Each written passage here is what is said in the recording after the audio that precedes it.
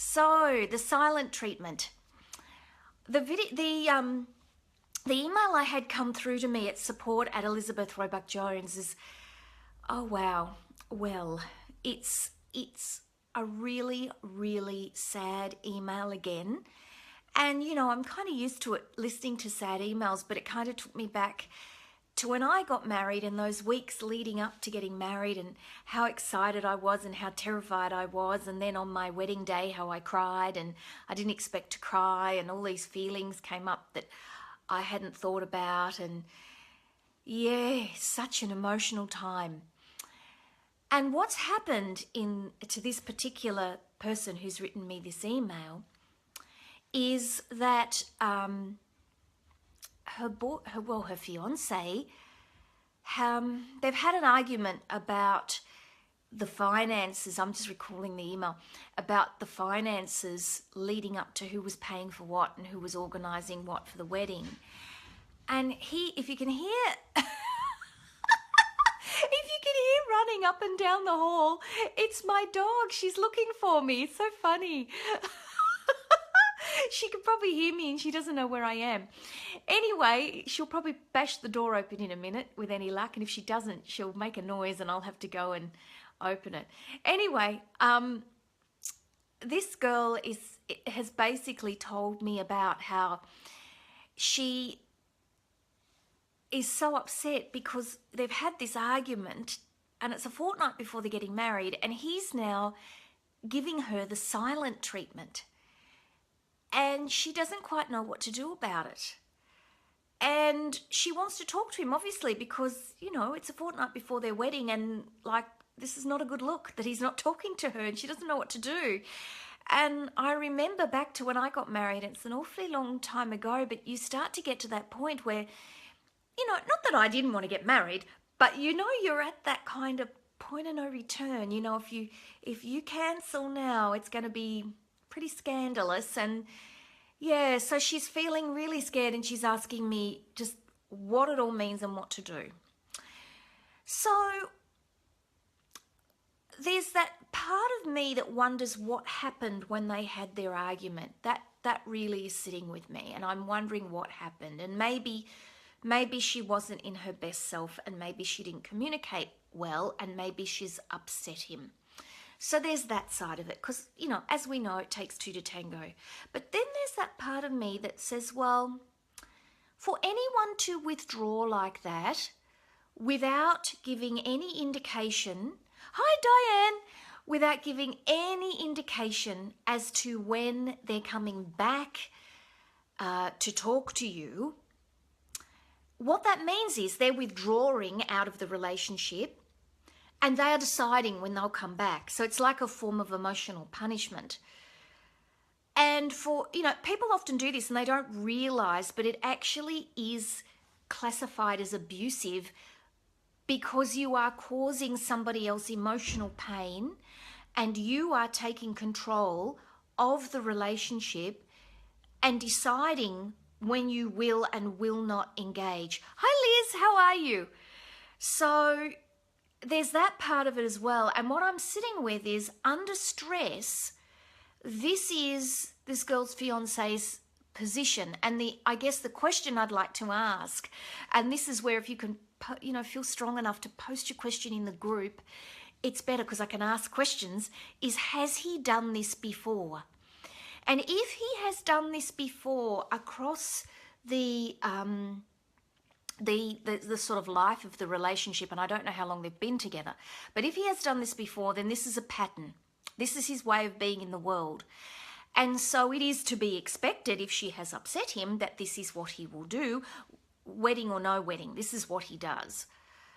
If it's something new, then it's worrying that this is a new behaviour that is coming into the relationship at a very late stage when maybe he feels he's got her and so he doesn't have to be on his best behaviour anymore. Whatever it is, she does need to reach out to him. Now, if he's not speaking to her, that can be a really difficult thing to achieve. But if it was me, I would be, messaging through Messenger on his phone, email and maybe even giving a sealed letter to somebody that knows him and asking them to put it in his hands. And I would be explaining myself, explaining how I feel, and making it very clear that this is not okay. Because in a relationship, if you're going to build respect and intimacy, it can't be built when somebody takes the rules of the relationship into their own hands and decides when they will and will not speak. It's incredibly nasty. It's actually a really nasty way of managing yourself. So if it's something that you do, that when you have an argument with your partner, you withdraw and you decide when you'll come back in to the relationship and speak to him, no matter what he does, it doesn't excuse you doing that, the same as no matter what you do, it doesn't excuse him withdrawing and not speaking to you. It is really, because it creates emotional torture. It takes away your right of reply because the person's not speaking to you. You wonder where they are and what they're doing and if they're okay. So it creates worry. It creates worry about the future of the relationship. And it's very disempowering. It can actually make you feel scared to speak or scared to be yourself for fear that your partner will withdraw. And that can be a very unconscious feeling. In your own head, you might even get used to it and say, oh, well, he withdraws for 3 days and then he comes back. But in your unconscious mind, that's not something you want to have happening in the relationship. And so it's just not a good way of being. So as hard as it is, that is my advice to the girl that has emailed me. She needs to reach out to him and ask him to re-engage. If he doesn't, then really it's her decision as to whether she wants to go ahead with the wedding or not. That's her decision. I can't tell her what to do.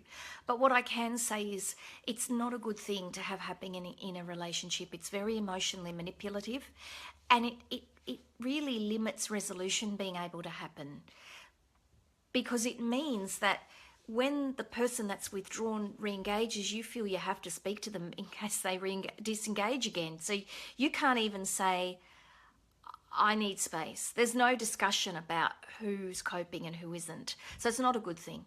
So how would I suggest you manage yourself if you do feel like you want to withdraw out of your relationship because it's all a bit much? Yes, you can. You can do that, but it's the way you do it that's so important.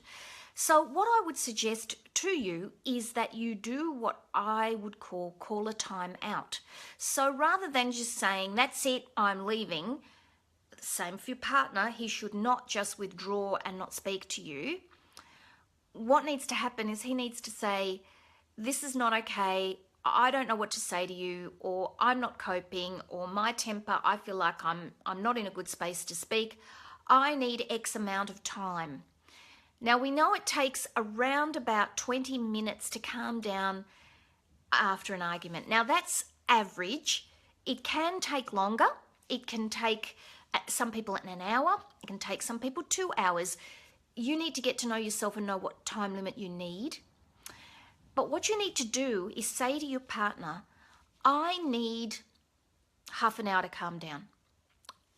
And then you take that half an hour, and when the half an hour is up, you say to your partner, you come back to your partner to rediscuss. Now, if you're not ready to come back because you're still fuming, you need to either text your partner, ring your partner, speak to your partner and say, I'm still not good. Can I please have another half an hour? Can I please have another 3 hours? Whatever you need. But what's important is there is that respect that your partner knows when you're coming back, and the fact that you are safe and that you are actively calming yourself down. So it's really important to have those structures in place. Now, when I've worked with couples in the past that have had these terrible patterns of storming out on each other, going missing for days, not knowing where the other person is, this awful disengaging, I've said to them, you need to plan to fail. They've said to me, what? What?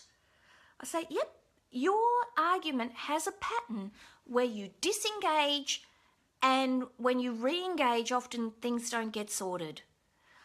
Or you disengage, and the way you disengage causes your relationship more damage than it should. So you need to plan that when you have an argument, that you are going to have a process in place where if one of you feels yourself getting out of control, that you can say, I'm calling a timeout. And the funniest thing is, for couples that are really, really in a bad space, I'll say use the timeout sign, because if we're really angry, often our senses are so overloaded, we don't even hear what's being said. So our partner can be saying, I want a timeout, and you just can't. So I say, use your hand, say, I need a timeout, which I said I know is nerdy, but do that. And then you need to kind of say, look, I'm going to do our pre-arrangement. So you talk about it when you're nice and calm, not when you're angry. And saying, and particularly if you have young children, you can't just storm out. So you might say, I'm going to go and sit in the study and I'm going to close the door. And I really ask that you respect my space when I do that. Because the worst thing that can happen is if somebody calls a timeout and the other person chases them.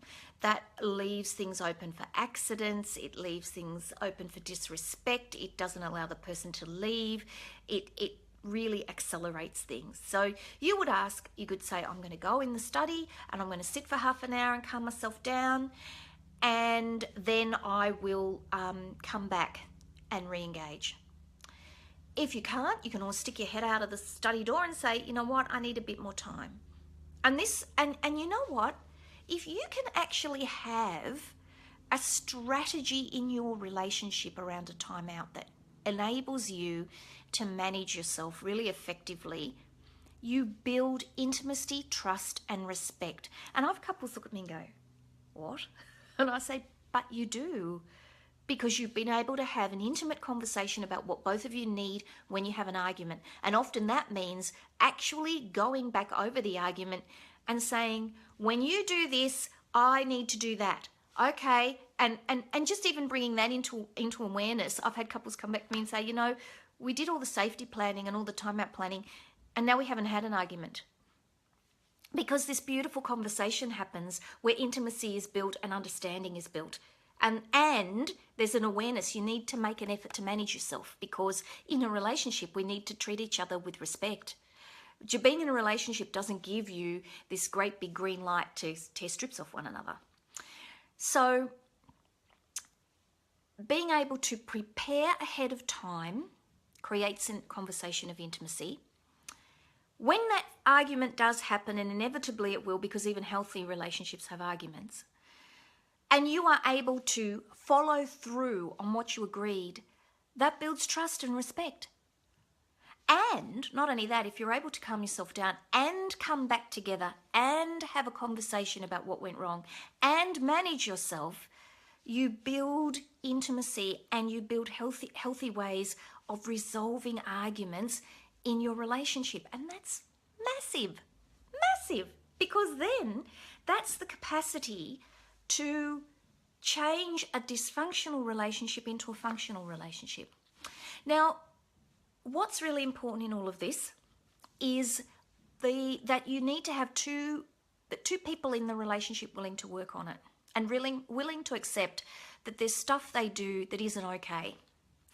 So, whereas if you have one person in the relationship who's willing to work on it, and I think I talked about this a couple of videos, I will say video, makes me sound old, Facebook Lives ago, where I talked about the romance in a relationship and the woman's absolute desperate desire to work on the relationship, and her partner saying, oh, well, I can't see there's anything wrong with it. You really need to have both of you on the same page. If one person cannot see that there is anything wrong with them having a coping mechanism where they withdraw, and a coping mechanism where they just walk out and leave you and don't tell you when they're coming back and don't tell you what they're thinking, and decide that it's quite okay because you'll still be there when they want to re-engage, and that you're going to speak calmly to them because they've calmed their temper, but they haven't thought about how you're feeling. if they're still going to manage themselves like that and they can't see anything wrong with it, then nothing's going to change. You can set up timeout, and it is highly likely if that person is not going to make an active effort to manage themselves and understand their own trigger points, to feel the need to walk out and interrupt those long before they get to the point of no return, then nothing's going to change.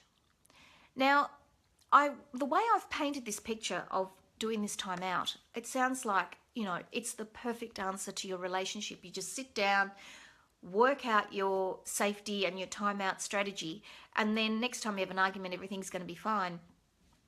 The reality is, just like learning to ride a bike, just like learning to use a computer, just like anything, you'll make mistakes.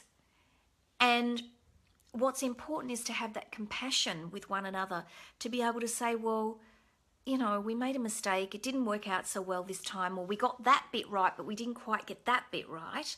And being able to have that conversation and keep working at it and keep trying. I've had couples where they've had really great timeouts where it's worked really well, and then the next time they've used it, it hasn't worked so well.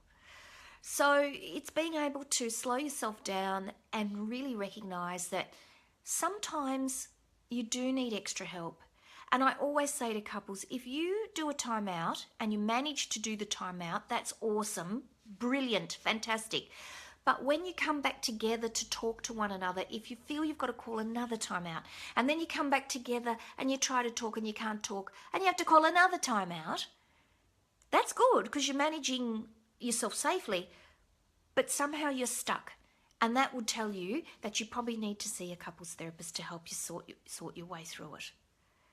So it can be a good diagnostic tool too for when you need a bit more help. So I hope that's been helpful to you. The original question, of course, was I'm getting married in a fortnight, and my fiance and I've had an argument, and he's gone missing on me and I don't know what to do. And so I would say your first point of call is to reach out to him in any way you know how, and then see what his response is. And of course, my concern is has this been a behaviour that's been part of the relationship for a long time? And if it has, then it's not a surprise. If it's a surprise and he's not done this before, then you need to be asking what's going on. Maybe looking at yourself and what happened in the argument, and reaching out to him and saying to him, look, you need to speak to me. We're walking down the aisle in a fortnight and I can't meet you at the church door not having spoken to you for a fortnight. So, and as I said, I can't ever tell anyone what to do. My life experience is very different to the next person's. But certainly I can say, think very carefully about what you want. And certainly your wedding, leading up to your wedding, it shouldn't be like this.